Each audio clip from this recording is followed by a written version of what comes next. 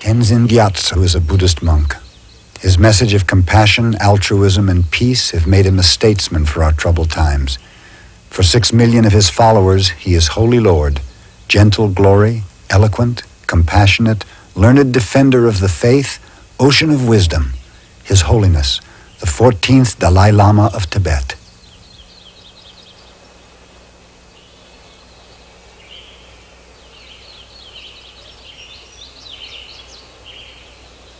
Tibet, under Chinese occupation since 1950, today is at once a tragedy and a triumph, a stark example of modern totalitarianism fighting to a draw against an unwilling traditional society.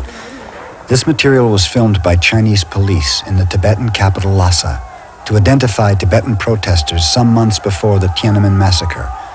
30 Tibetans were killed, and an estimated 10,000 troops still stand sentinel over the city's 50,000 Tibetans. The issue of Tibet has remained on the fringe of the international agenda. However, that is now changing. Its political and spiritual leader, the Dalai Lama, was awarded the Nobel Prize for Peace, 1989-90. I accept it on behalf of the 6 million Tibetan people, my brave countrymen and women inside Tibet, who have suffered and continue to suffer so much.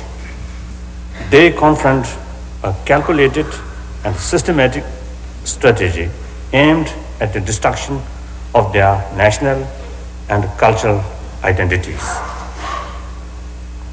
The prize reaffirms our conviction that Tibet will be liberated. While much of the world expressed revulsion at the brutality of the Chinese government against its own people at Tiananmen Square, it has remained largely ignorant of continuing human rights abuses against Tibetans, whom the Chinese consider racially different and inferior.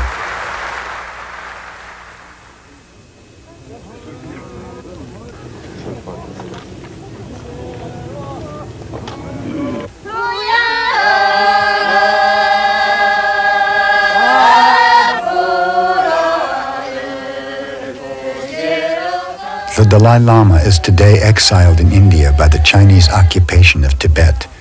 But to the Tibetans, both inside and outside of Tibet, he has remained their spiritual and temporal leader, embodying the ideal of the religion he heads and the people he represents, but no longer rules. He personifies the past as well as the future history of Tibet.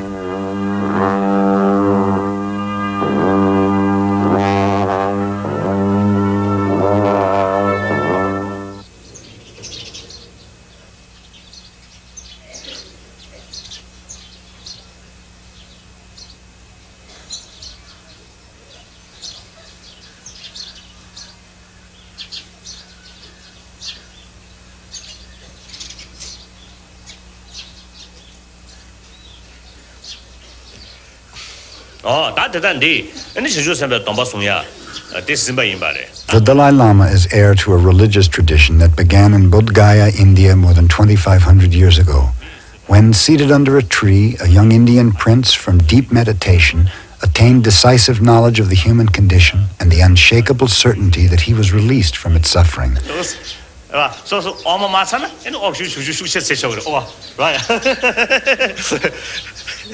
He had become the Buddha, the Enlightened One. The core of the Buddhist path is the recognition that life is an endless round of suffering, disease, death, and rebirth, a cycle caused by a desire bred of ignorance and of an innate misconception of reality. Some beings who have attained enlightenment and thus liberation from rebirth opt for reincarnation voluntarily, out of compassion for others, in order to teach and serve humanity. They are called bodhisattvas. The Dalai Lama, recognized as one such bodhisattva, is the reincarnation of the patron saint of Tibet, Avalokateshwara, or the Buddha aspect of compassion.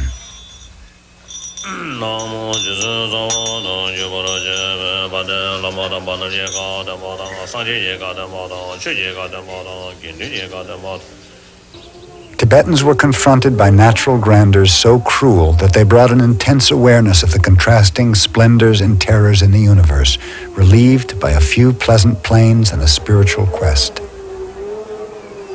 Spreading 2,000 miles from China in the east to Afghanistan in the west, with India the home of much of its culture in the south, Tibet is a severe Himalayan plateau 15,000 feet above sea level. In Tibet, the previous Tibet, generally speaking, of course, you see, the happy society, no matter the backward society, meantime, they're happy. Buddhism came to Tibet in the 7th century AD. Tibet was a remote, secret Shangri-La so deeply inspired by the Buddhist cosmic view that it pursued its religion in splendid isolation with an unusual fervor. Once Buddhism took hold, hunting and killing ceased out of respect for life. Armies disbanded and became monks. The traditional kings were replaced by spiritual masters. You see, unfortunately, you see, those monasteries, and some monasteries, this institution become actually, you see, sort of a landlord. So not practiced well. And also the general public's, how to say, the practice of Buddha Dharma. Of course, they had great devotion of faith, but actual knowledge is very limited. 1 in 4 Tibetans was a monk or nun, and these constituted its de facto ruling class. Naturally warm-hearted with an innate sense of order and humor, the various classes had been immutably defined for centuries. Inside the cloisters flourished a rich culture and tradition. China had begun to assert its imperialist designs and claimed that the Tibetan nation was part of the Chinese motherland because the Tibetans, descended from the Mongolians, were part of the 5 races comprising the Chinese.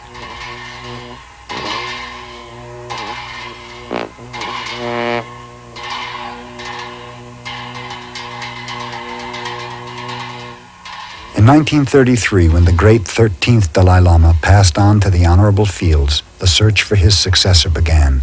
2 years later, Tibet's regent journeyed to its sacred lake, seeking the vision of the one who would be the new leader. In the waters, the regent's party was shown a monastery, a house, and a baby. Other omens directed the search party to the northeast, to the monastery and the house of the vision. When the party approached the house, a 2.5-year-old boy recognized the disguised lamas or teachers and called them by name. He spoke in the dialect of the capital, Lhasa, over 1,000 miles away. He also identified as his own the rosaries, walking stick, and hand drum of the 13th Dalai Lama. On the child's body were the marks distinguishing the Dalai Lamas, including the large ears, tiger skin-like streaks on the legs, and the conch shell print on the palm. On a bright October morning in 1939, the now 4-year-old boy entered the great city of Lhasa in a brilliant procession, and tens of thousands of his people lined the yellow and white route, cheering and waving. This was indeed the Holy One himself, Tenzin Gyatso, the 14th Dalai Lama of Tibet. And generally speaking, Dalai Lama, the original Dalai Lama, now, for example, the first Dalai Lama, second, third, now these, I have no doubt, the reincarnation of Avalokateshwara. So that means Buddha. I believe, you see, I am the person, the blessed one. At my own, you see, spiritual level, I am not high. I still, you see, practicing. A constant theme of the Dalai Lama's teaching is that the essence of a Buddhist's life lies in a person's own efforts to purify his mind. Buddhism from its earliest forms included highly refined moral philosophy with a vast range of mind development and pioneer psychology. As it traveled the globe, it evolved into religion, advanced philosophy, mysticism, metaphysics, logic, and the triple yogas of India, the paths of reason, devotion, and action.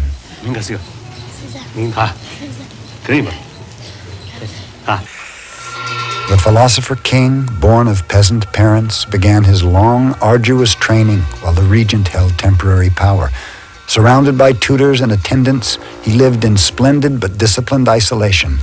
He was soon recognized as an exceptional student. As most of Lhasa watched, His Holiness the Dalai Lama won his Doctorate of Buddhist Philosophy degree with honors in public debate at the age of 24.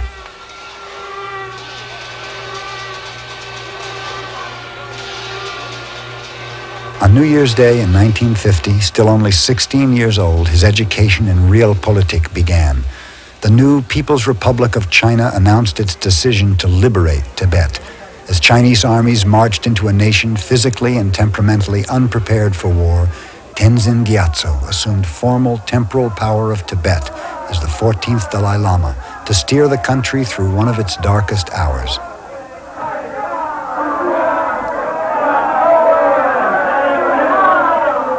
On March 17, 1959, after 9 years of fruitless attempts at compromise with the Chinese, as atrocities against the Tibetans grew, on a night of firing, shelling, and popular revolt in Lhasa, the Dalai Lama, guarded by Tibetan guerrillas, slowly began his long, arduous escape into India.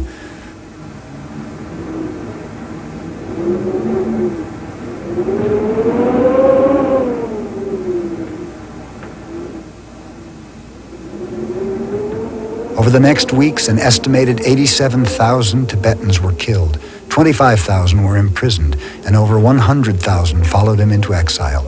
Even during these terrible early weeks, the Dalai Lama continued to speak of compassion and nonviolent resistance. As a Buddhist, you see, all these tragedy, the basic factor or the causes is one's own previous karma. Now the external, you see, factor is the Chinese forces. But the basic cause is one's own, previous bad karma. The 1960 report of the International Commission of Jurists recognized Tibet's status as that of a fully sovereign state.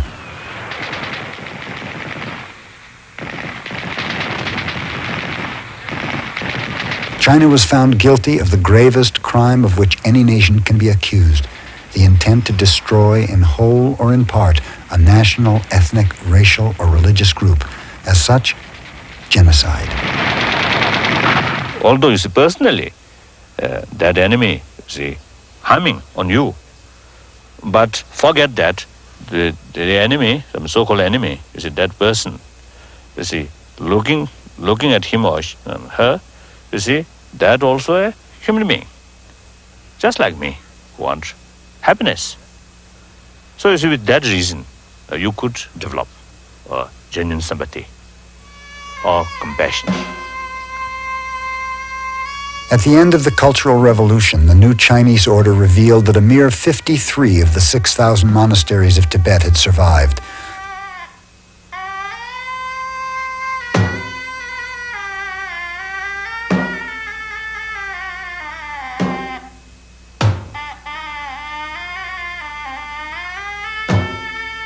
Of more than 500,000 monks and nuns, 1,300 survived in Tibet.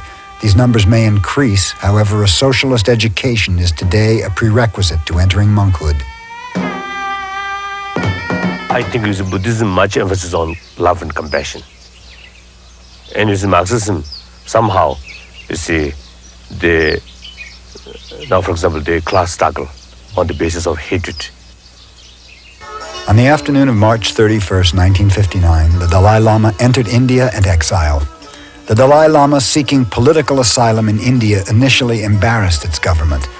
Though India and Tibet shared a long religious and cultural history, Prime Minister Nehru was obliged to take into account the then recent delicate rapprochement between India and China. However, humanity triumphed over politics and asylum was granted.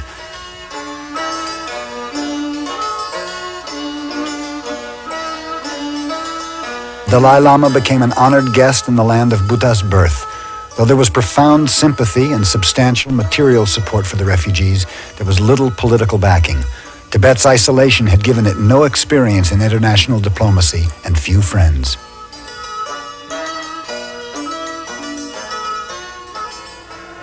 In India, the Dalai Lama plunged into frenetic activity, serving as leader and pillar of strength to a traumatized people uprooted from their natural habitat into the heat, dust, and anonymous millions of India.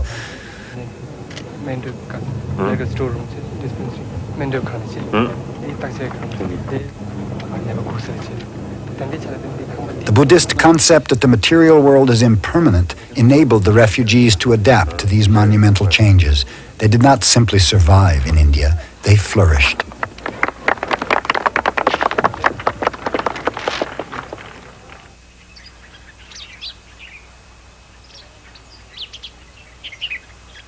The Dalai Lama found residence in Dharamsala, a day from Delhi, a residential area of less than 2 acres out of the graciousness of a foreign government was now the Dalai Lama's physical domain.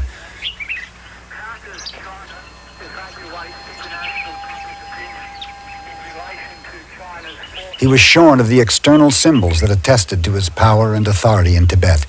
It was a call to Tenzin Gyatso to build a much vaster empire, sourced on an inner kingdom.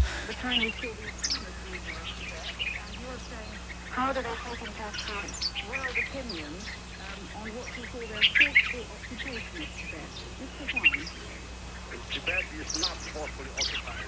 So Tibet is a part of China. It is not an independent country. So you should not say that Tibet is forcefully occupied by China. No, it is not.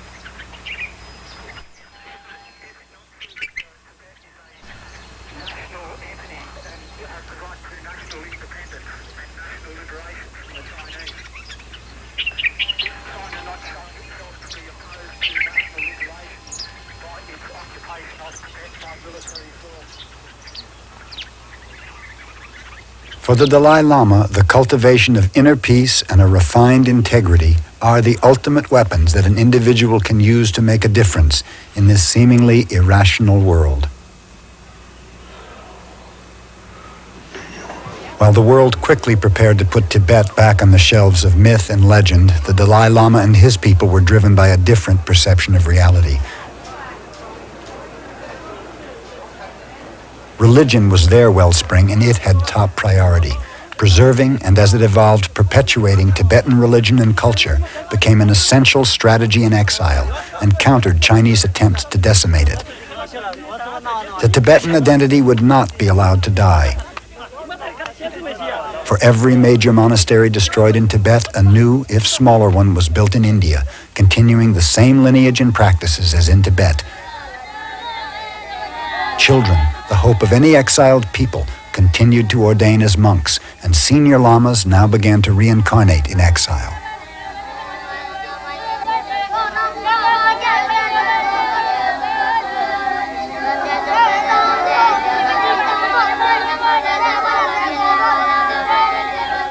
Because I am outside Tibet, so still, you see, the pure form of Tibetan culture or Tibetan, you see, yes, culture, or still there. Now today, I say surprisingly or say strangely, the true Tibetan culture or Tibetan, you see, community find outside Tibet, not inside. The Dalai Lama has personally laid the foundations for his government in exile, a cabinet elected by Tibetans outside Tibet, a civil service established early in 1959, and a draft democratic constitution to be approved by the people of Tibet when they regained freedom. The 10th of March commemorates the Lhasa Uprising of 1959. The Dalai Lama has worked long and hard to remind his people that tolerance and compassion, even for enemies, is a virtue. During his visit to the United States in 1987, the Dalai Lama unveiled a 5-point peace plan before a congressional committee. This was elaborated upon in Strasbourg before the European Parliament.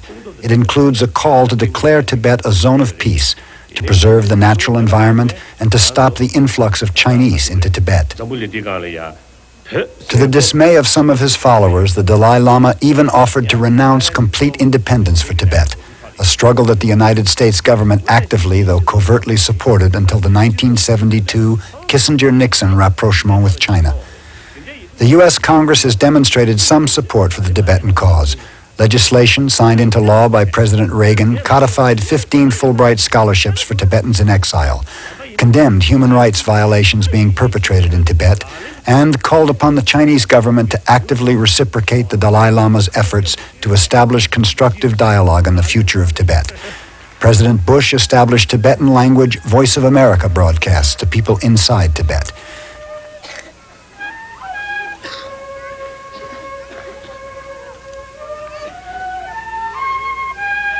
Each day's teaching concludes with prayers for those under Chinese occupation, followed by the dedication of the merit gained for the speedy end of their suffering.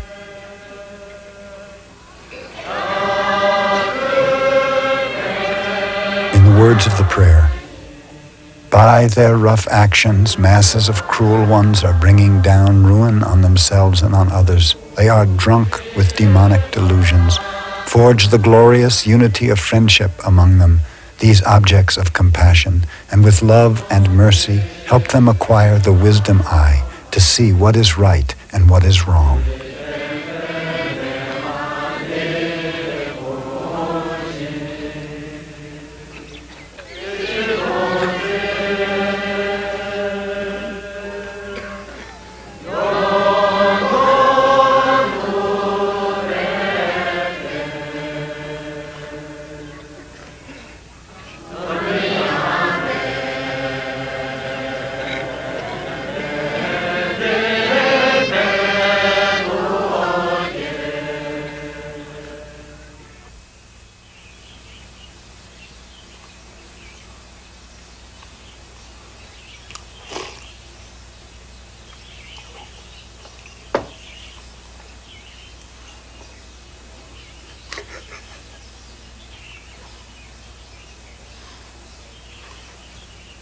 The Dalai Lama has called for international support to create a modern Shangri-La in Tibet, a sanctuary of peace in the heart of Asia, where humanity and nature can live in harmonious balance, a creative center for the promotion of peace. The Dalai Lama's spiritual experience affirms both faith and reason, with reason being limitless. To a mind thus cultivated, the precision and logic of modern science and technology holds out a strong attraction. Technology has been a passion since childhood, when the adolescent Dalai Lama took apart watches, film projectors, and Tibet's 3 cars. He's an expert tinkerer and enjoys fixing mechanical things. Now is the scientific research, very important. Since you see, general Buddhist idea or attitude is we must accept reason or the fact. If a certain thing which actually we believe, but that not proved by fact or something is contrary, then we must accept the fact rather than the certain thing which described in this scripture. So now, for example, the Buddha himself, this is very clearly mentioned. You must accept certain thing through your own investigation. It's your own, using logics and reasons, not out of devote or faith. People are drawn to the Dalai Lama's infectious personality, his philosophy of optimism and hope in a life of frequent personal trials as a quality of surrender. There is no grasping or clinging to the fruits of his actions, and yet there is a vitality to his every gesture.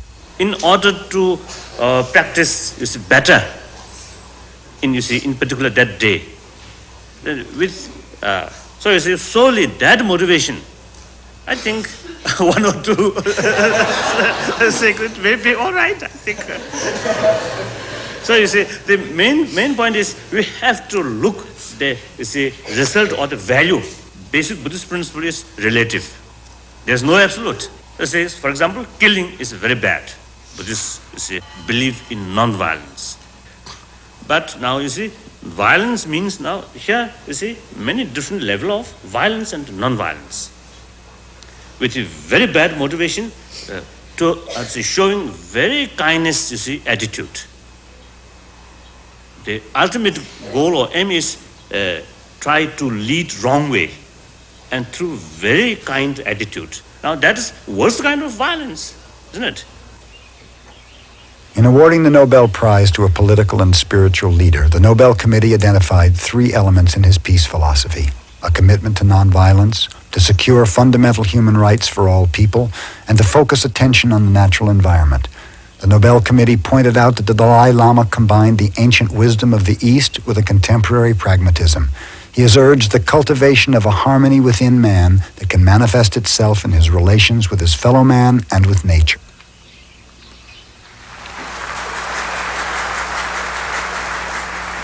Dalai Lama's appeal as someone who embodies the ideal of a spiritual quest makes him a frequent and welcome guest at congregations of different faiths around the world.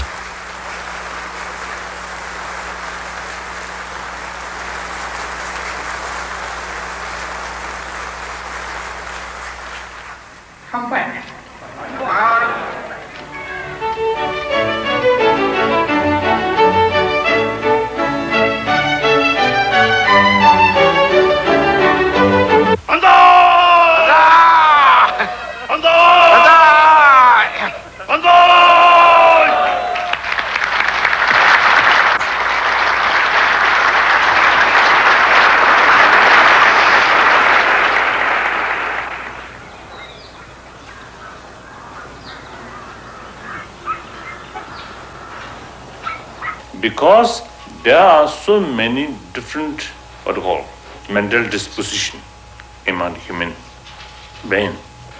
So one religion may not be suitable for everyone. Now under that circumstances, one thing we should keep in our mind is, closer relation. Closer understand. Then it will develop mutual respect.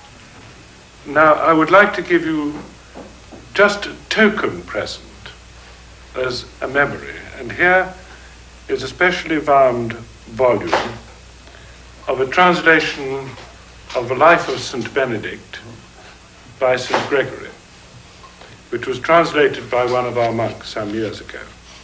It's quite simple English. And it went so suitable for me.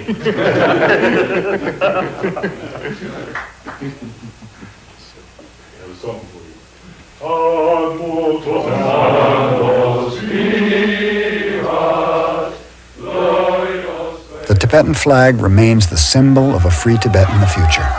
The battle between Marxist materialism and Buddhist spiritualism, between the power of the gun and the power of nonviolence and compassion, now simmers. The most serious threat to the future of Tibet, the freedom of its people and the preservation of its culture, is the massive orchestrated transfer of the Chinese Han population into Tibet, rapidly reducing the Tibetans to a minority in their own country.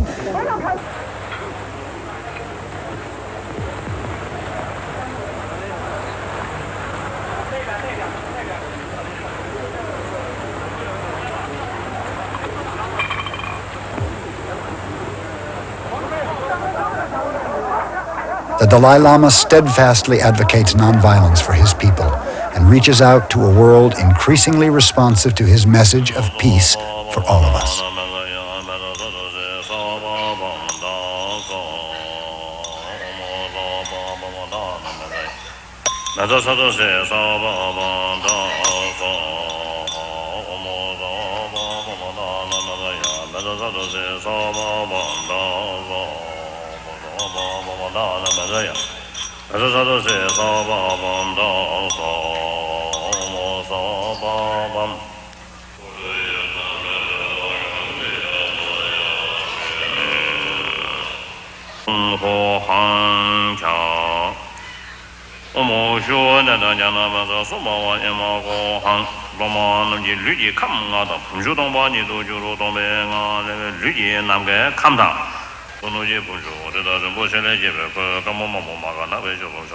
야바소나 메다 도지 저다 제벤 다바로 야바소나 쇼 도지 샤보로